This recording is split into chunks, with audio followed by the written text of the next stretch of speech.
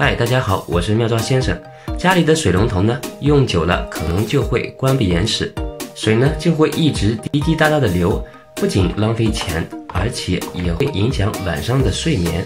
下面呢就和大家分享一个不花钱可以解决的一个小方法，一起来看一看吧。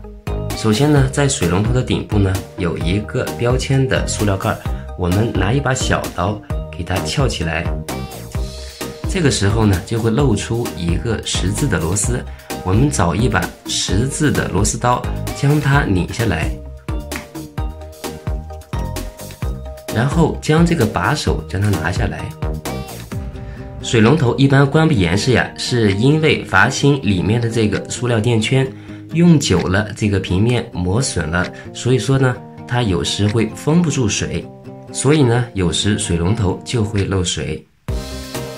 这个时候呢，我们找一把扳手，将阀芯的这个六方呢，给它紧一紧，这样就好了。但是要注意哦，千万别太用力过猛哦。然后我们把它装起来，测试一下，看看它的效果如何。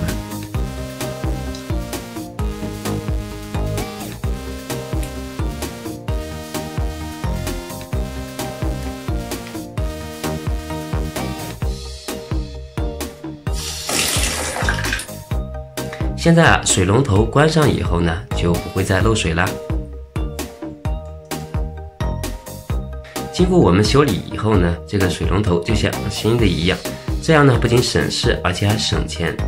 假如我们这样处理一下呢，水龙头还是在不断的滴水，这个时候呢，其实我们去5金店或者是在网上购买这样一个阀芯就可以了，一般也就是几块钱的样子。